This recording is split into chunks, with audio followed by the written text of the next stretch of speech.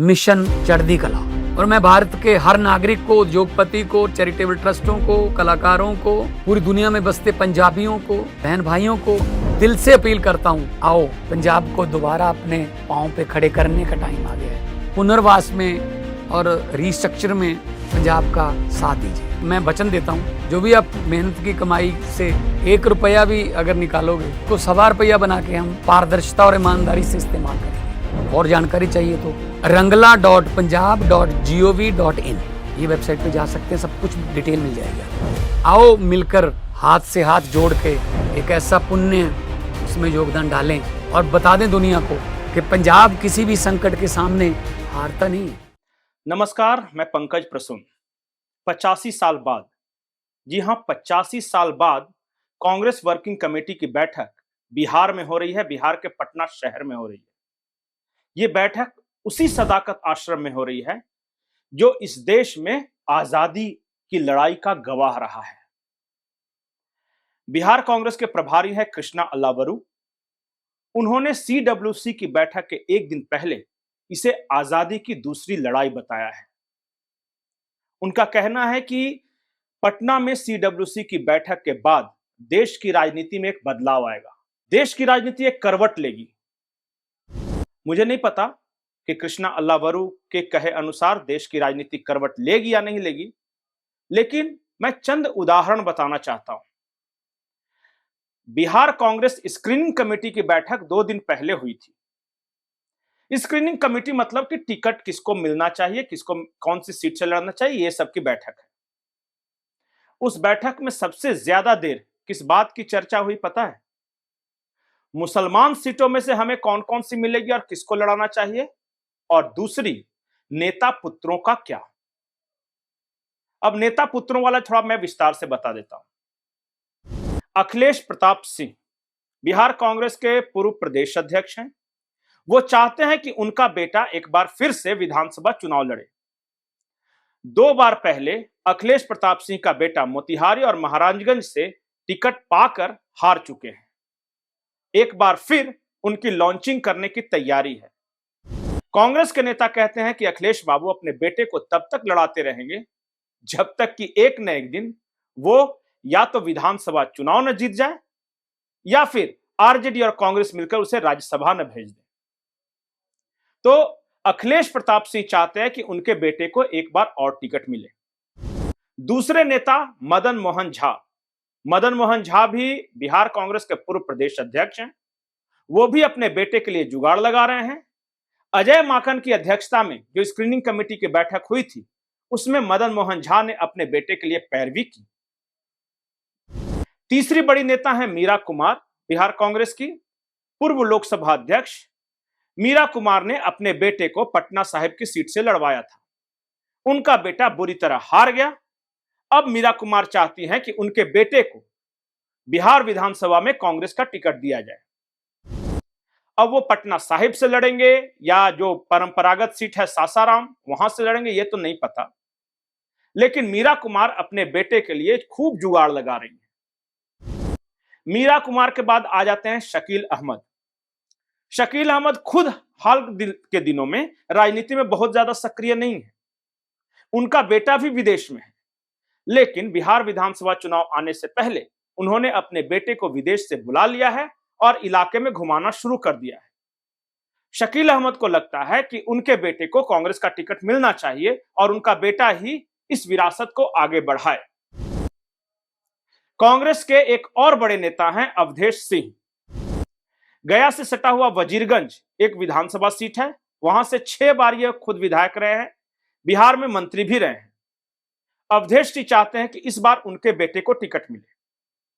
तो screening committee की बैठक में कुल मिलाकर किस नेता के बेटे को टिकट मिलेगी और कहां से मिलेगी, इसी बात पे सबसे ज्यादा चर्चा हुई। कुछ लोग नाराज होकर स्क्रीनिंग कमेटी की बैठक के बीच से उठकर भी चले गए। सबसे बड़ी ब्रेकिंग न्यूज यह है कि जितने बड़े बड़े नेता हैं अपने अपने बेटे के लिए जो जुगाड़ लगा रहे हैं, सारे नेता मिलके एक दूसरे के बेटे के लिए भी जुगाड़ भिड़ा रहे हैं। यह है बिहार कांग्रेस और यह लड़ेगी आजादी की दूसरी लड़ाई।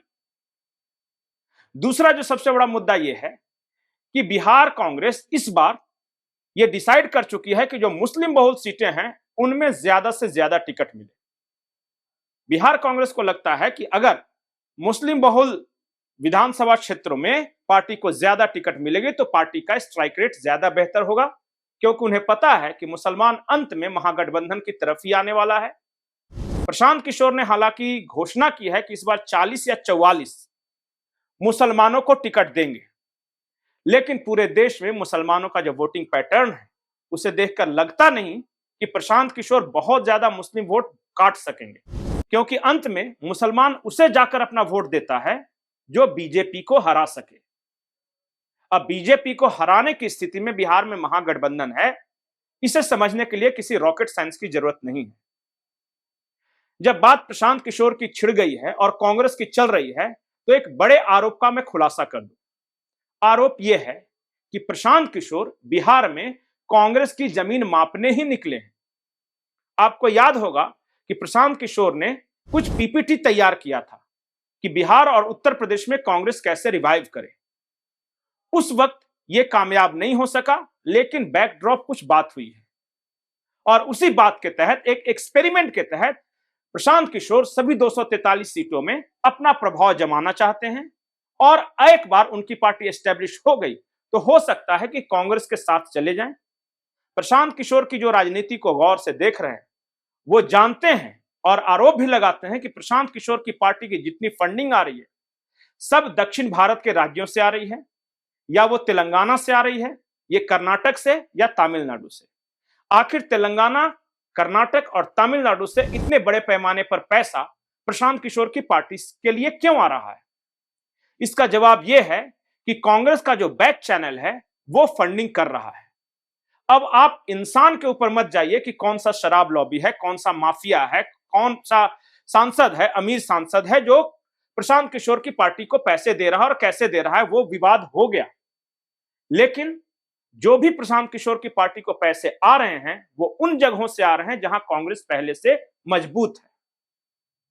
बिहार कांग्रेस ने हाल के दिनों में जिस तरह अपना रुख बदला है, जिस तरह तेजस्वी यादव पर दबाव बना रही है और जिस तरह एक माहौल खड़ा करने की कोशिश है, चाहे राहुल गांधी की वोट बचाओ यात्रा के बहाने या फिर CWC की बैठक के बहाने, इसके बाद लोग कह रहे हैं कि कांग्रेस बिहार में अपने लिए एक बज तैयार करना चाहती है। तो दो तरह से बज तैयार हो रहे हैं, एनडीए के वोटों को काटने के लिए प्रशांत किशोर का बज और मुसलमान वोटों के लिए कांग्रेस का खुद का बज। अगर बाद में चुनाव के बाद प्रशांत किशोर और कांग्रेस कुछ बड़ा खेला करे मिलकर तो आप आश्चर्य मत कीजिएगा। प्रशांत किशोर से जुड़ी एक और बड़ी खबर यह है कि प्रशांत किशोर जानबूझकर बीजेपी और जेडीयू के उन नेताओं पर निशाना साध रहे हैं जिन्हें वो कमजोर कड़ी समझते हैं।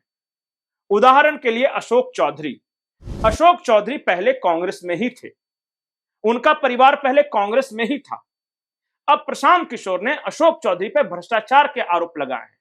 हालांकि अशोक चौधरी ने मानहानि का नोटिस भेजा है, लेकिन इस देश के कानून को जानने वाले जानते हैं कि ये मानहानि का नोटिस, जवाब, ये सब होते होते चुनाव बीत जाएगा और चुनाव के बाद क्या होगा किसे पता। इसी तरह प्रशांत किशोर ने भारतीय जनता पार्टी में सम्राट चौधरी, मंगल पांडे और दिलीप जायसवाल पर निशाना साधा है। इसमें सबसे कमजोर कड़ी जो प्रशांत किशोर समझ रहे हैं वो है सम्राट चौधरी को। प्रशांत किशोर जानते हैं कि एक बार कुशवाहा यानी सम्राट चौधरी को टारगेट किया गया तो कई जातियां खुद ब खुद उनकी तरफ आ जाएगी। और बड़ी चतुराई से प्रशांत किशोर बीजेपी के अंदर एक और बज क्रिएट कर रहे हैं। आर.के. सिंह भारतीय जनता पार्टी के और नीरज कुमार जेडीयू के, इन दोनों को इस बार टिकट नहीं मिल रहा, पार्टी से साइडलाइन महसूस कर रहे हैं। इन दोनों ने मोर्चा खोल दिया है। तो बिहार में कांग्रेस बड़ी बारीक राजनीति कर रही है। उस राजनीति का असर क्या होगा? क्या आपको लगता है कि बिहार में कांग्रेस प्रशांत किशोर के सहारे एक बार फिर से रिवाइव कर सकेगी? क्या आपको लगता है कि प्रशांत किशोर और कांग्रेस के बीच कुछ ना कुछ रिश्ता है? क्या आपको लगता है कि प्रशांत किशोर एनडीए के वोटों को इतनी पर्याप्त मात्रा में तोड़ सकेंगे कि इस बार हंग असेंबली हो? बिहार के चुनाव से जुड़ी अपना विश्लेषण आप कमेंट सेक्शन में दे सकते हैं। नमस्कार।